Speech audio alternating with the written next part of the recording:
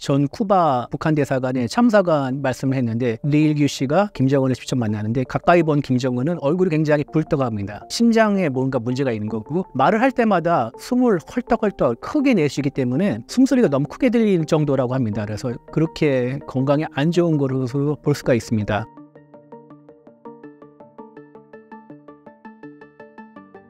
김정은의 건강이 심상치 않다는 보도가 많은데 어떤 내용인가요? 지난달 29일에 국정원이 국회 정보위원회 보고를 했는데요. 그에 따르면은 김정은이 아까 말씀드렸다시피 몸무게가 140kg이 넘고요. 그다음에 체질량 지수가 25가 정상인데 40대 중반이라고 합니다. 그러니까 초고도 비만 상태라고 하고요. 그리고 현재 건강 상태를 개선하지 않으면은 가족력 질환인 그 심혈관 계통에 문제가 생길 수 있다 이렇게 분석을 했는데요. 그 원인은 이제 과도한 스트레스, 아까 말씀드렸다시피 독재자는 자신의 권력이 남들이 뺏어갈까 봐 항상 긴장하고 주변의 모든 사람을 의심해야 하기 때문에 스트레스가 많습니다. 그 스트레스를 풀기 위해서 뭐 술, 담배를 많이 할 수밖에 없고요. 국정원에 따르면 어떤 새로운 약제를 찾고 복용하고 있다 이런 분석도 내놓고 있는데요. 리일규 아까 전 쿠바 북한 대사관의 참사관 말씀을 했는데 리일규 씨가 김정은을 직접 만나는데 가까이 본 김정은은 얼굴이 굉장히 붉다고합니다. 그리고 굉장히 붉다는 것은 새빨갛다는 것은 그 굉장히 심장에 뭔가 문제가 있는 거고 말을 할 때마다 숨을 헐떡헐떡 이렇게 크게 내쉬기 때문에 숨이 차가지고 숨을 이렇게 크게 내쉬고 있는데 자신도 이렇게 숨소리가 너무 크게 들릴 정도라고 합니다. 그래서 그렇게 건강에 안 좋은 것으로 볼 수가 있습니다. 그리고 김정은은 김일성 이래로 이제 3대 가족력이 있는데 하나는 아까 말씀드린 심혈관 질환이 있고요. 고혈압이 있고 당뇨병이 있습니다. 그러니까 이 유전에도 이렇게 유전적으로도 이렇게 내려오기 때문에 비만에 스트레스에 아까 심혈관이 안 되는데 나머지 뭐 2개의 질환도 발병할 가능성이 없지 않아 있다고 하죠. 김정은은 최고 지도자니까 실력 있는 의사들이 많을 것 같은데 왜 건강에 계속 이상이 생기는 건가요? 집중적으로 많이 관리를 받겠죠. 북한 최고의 의료진의 관리를 하고 최고의 치료를 받으면서 그다음에 최고의 음식을 먹겠죠. 그럼에도 불구하고 김정은이 한때 사실 살이 빠진 모습을 보였습니다. 문재인 정부 때 정상회담에서 이설주가 자기가 너무 살이 쪄가지고 김정은을 이렇게 좀 타박해가지고 구박한다 이런 말을 농담적으로 한 적이 있는데 하여튼 이설주의 타박인지 구박 때문인지는 모르지만 김정은이 약간의 다이어트를 한 적이 있습니다. 그런데 다시 되돌아왔고요. 요요 현상을 넘어서 더 쪘습니다. 더 찌고 그래가지고 비만이 아주 그냥 극도로 나는데 뭐 여러 가지 원인이 있겠죠. 의료진이 아무리 얘기한데도 김정은은 자기가 최고이기 때문에 그 말을 듣지 않을 가능성이 있고요. 그다음에 포기하지 않았을까 싶습니다. 그러니까 뭐 내가 그냥 이렇게 해도 뭐 크게 이상이 없는데 지금 같은 생활 방식을 유지해도 괜찮겠다 이렇게 스스로 생각하지 않은가 싶은데요.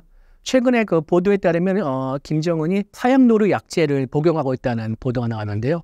사약노루 약제는 한 마리에 한 30g 정도밖에 안 나와서 귀하다고 합니다. 그 같은 무게의 금보다 더 비싸다고 그러는데 이거를 먹고 나서 굉장히 좋아졌다 이런 뭐 보도가 있는데요. 얼마나 좋아졌으면은 자기가 효과를 봤으니까 자기 밑에 있는 다른 부하 고위 당국자들에게도 복용할 것을 권하고 있을 정도라는 이런 보도가 있는데요. 앞서 말씀드렸다시피 북한은 워낙 폐쇄 사회이기 때문에 이게 진위 여부는 아직 확인은 되지 않고 있습니다. 김주의 후계자설이 급부상한 이유가 김정은의 건강 이상과 관련 있는 것으로 해석할 수 있을까요? 그렇죠. 북한은 김정은이 모든 걸 다 쥐고 흔드는 사회이기 때문에 평도자죠. 최고 권력이 제일 중요한 사회인데 최고 권력이 유고할 경우에는 체제가 자체가 붕괴될 수도 있습니다. 그렇기 때문에 후계자가 굉장히 중요하죠. 그런데 아까 또 말씀드렸다시피 2인자는 위험합니다. 그래서 하는 2인자군을 후보를 둘 수도 있겠죠. 그럼에도 불구하고 같은 김주애가 유력한 후계자를 부상하는 것은 뭐 여러 가지 해석이 있을 수 있겠지만은 일단은 김정은이 김주애를 무척 예뻐한다 이런 설이 있습니다. 그래서 너무 예뻐하기 때문에 데리고 다니면서 이것저것 가르치고 있다 이래서 그리고 뭐 지금 당장 김정은이 쓰러질 거는 김주애를 후계자를 내세울 정도로 예뻐한다 이런 해석도 있습니다. 그리고 김정은은 김정일이 김정은을 전면으로 내서 후계자를 키운 기간은 2년 조금 넘습니다. 그래서 굉장히 짧은데요.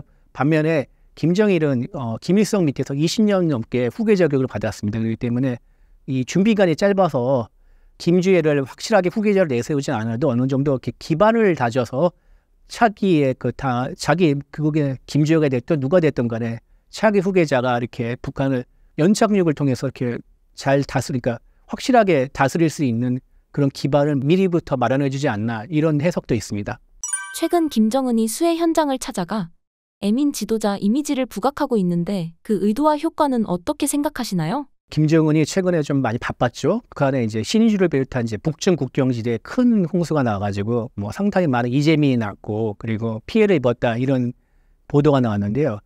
지난 16일에 이제 수재민들의 거처가 마련된 그 여관에 찾아가가지고 그 수재민 아이들에게 이제 밥을 먹는 모습도 뭐 직접 챙겨주고 그다음에 뭐 학용품 이런 선물도 주고 뭐 다독이는 모습을 많이 보여주고 있는데 그런 모습들이 북한의 관영 매체를 일제히 보도하고 있습니다. 그런데 그뿐만 아니라 그 수재 현장을 찾아와가지고 지금 차를 타고 뭐 가거나 아니면 조그만 보트를 타면서 살펴보는 모습도 보여주고요. 그다음에 수재 현장에서 정치국 회의를 열어가지고 책임자를 막 즉석에서 자르고 막 이런 모습 보여주고 있지 않습니까? 왜냐면은 북한 주민을 직접 알뜰히 살뜰히 챙기는 애민 지도자로서 모습을 이렇게 부각시켜주고 있는 건데 이런 모습이 나오는 것은 그만큼 북한 사회가 이번 수재의 피해가 크지 않았나 이런 해석이 나옵니다. 하여튼 뭐 이재민이 13,000명이 넘는다고 하고요. 계속 이렇게 수재 현장을 찾고 이렇게 계속 챙기는 모습을 보여주는 것은 수재의 피해가 컸고 그리고 또 그 충격이 북한 사회에 있기 때문에 북한 주민이 동요하고 있어서 이거를 다독이지 않으면 안 된다, 위험할 정도다 이런 판단이 있지 않았나 싶습니다. 김정은의 이런 활동들이 눈 가리고 아웅하는 것 같은데 실제로 효과가 있나요? 북한은 통제 사회고 폐쇄 사회이기 때문에 집중적으로 이렇게 관영 매체를 프로파간다를 통해서 하면은 주입을 시키면 최소한 겉으로는 내세우지 않을 정도. 일단은 북한 주민들이 그 불만을 겉으로 내세우는 쉽지는 않지 않습니까? 그리고 김정은이 우리를 잘 챙겨준다 이렇게 선전을 하고 있으면은 어느 정도 이렇게 수면 아래로 내려보낼 수는 있을 것으로 생각합니다. 김정은이 수해 현장을 찾았을 때 2억 8천짜리 마이바흐를 타고 갔는데 실수한 걸까요? 실수라기보다는 그 세부적인 거 세세하게 챙기지 못한 거죠. 그리고 또 저게 2억 8천짜리 마이바흐인지 아는 북한 주민들은 많지 않을 것 같습니다. 그리고 또 김주의 옷차림에 대해서 여러 가지 뭐 얘기가 있는데 김주회가 이렇게 명품을 입고 다니고 있고 그다음에 최근에 그 약간 시스루 정도의 패션인데 그 정도는 북한 주민이 되게 뭐라고 할 것 같습니다. 왜냐면은 그 단속 기준 중에 하나거든요. 옷차림이 그러니까 날라리 자본주의풍의 옷차림이라고 하는 것 중에 기준 중에 하나가 이런 시스루 이렇게 훅이 비치는 옷을 입는 건데 자기네들은 이렇게 단속을 하면서 정작 김주회는 그런 옷을 입고 다니는 것에 대해서는 북한 주민이 뭐라 할 것 같습니다. 그러나 마이바흐 이게 얼마짜리고 굉장히 비싼 차라는 것에 대해서는 아는 북한 주민은 많지 않겠죠. 이번 수해 현장에서 김정은이 남한을 4차례나 쓰레기라고 지칭했는데 의도가 무엇일까요? 아까 말씀드렸다시피 이번 수재 피해가 컸기 때문에 김정은이 계속 현장을 가고 이렇게 챙기는 애민지도로서의 모습을 보여주고 있으면서 동시에 책임자들을 그러니까 신의주 지역의 책임자들을 현장에서 자르지 않았습니까? 그러니까 이 비난의 화살을 자기나 아니면 북한 지도부가 아닌 다른 데로 이렇게 전가할 수 있는 필요성이 있습니다. 그래서 김정은이 쓰레기라는 표현을 4차례 했는데 두 가지가 뼈 아팠던 것 같습니다. 하나는 우리 한국의 언론이 북한의 피해가 크다 그런 거를 강조하고 있고 그런 걸 강조하니까 되게 마음이 찔리겠죠. 또 한편으로 이제 구병삼 통일부 대변인이 이제 브리핑에서 했는데 책임의 화살을 한국 대상으로 되돌려가지고 북한의 주민의 불만을 그쪽으로 되돌릴 필요가 있어서 이렇게 얘기한다 이렇게 해석했는데 저도 그 분석이 맞다고 봅니다. 북한 엘리트 외교관들의 탈북 행렬이 이어지는 이유가 무엇인가요? 지난해 북한에서 북한을 탈출해서 한국으로 입국한 북한 이탈 주민이 196명이라고 합니다. 근데 196명 중에서 소위 말하는 엘리트 외교관, 유학생 뭐 이런 엘리트 계층이 10명이 넘는다고 합니다. 이게 2017년 이후에 가장 높은 수치라고 하는데요. 여러 가지 원인이 있습니다. 하나는 이렇게 해외에서 경험이 많은 사람들은 인터넷이나 아니면 체류를 하면서 직접 자본주의 사회에 대해서도 자유민주주의에 대해서도 많이 알게 되고 또 한국에 대해서 많이 알게 되는데 그런 경험이 그런 지식들이 풍부한 데다가 또 하나 코로나가 끝나면서 이제 해외에서 체류하고 있는 유학생 그리고 또 외교관들이 다시 이제 북한으로 불러들이고 있습니다. 원래는 뭐 이렇게 계속 끊임없이 불러들이는데 코로나 때문에 코로나 유입이 두려워가지고 불러들이지 못한 것인데 이제 다 끝났으니까 너희 돌아오라 하는데 이렇게 해외 경험이 많고 한국 사회도 잘 알고 그다음에 자유민주주의에 대해서 잘 아는 이런 계층들이 다시 지국으로 돌아가고 싶겠습니까? 그래서 용기를 내서 다시 그 탈북을 한 거죠. 탈북하게 된 그런 숫자가 많아지고 있고 그다음에 통일부는 더 늘어날 것으로 예상하고 있는데요. 그리고 이렇게 최근에 그 탈북자들을 조사하는 결과를 보면요. 식량난이 체제가 싫어서보다 더 많았는데 점점 가면 갈수록 체제가 싫어서가 식량난보다 더 많은 탈북 원인으로 꼽게 되고 지난해는 더 체제가 싫어서가 식량난보다 더 높아졌다고 합니다.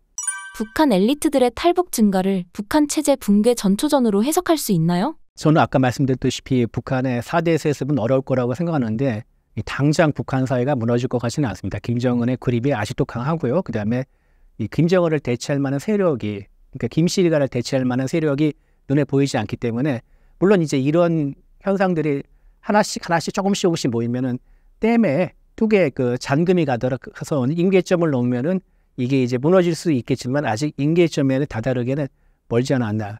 가까운 시일에는 힘들지 않을 거라 생각합니다.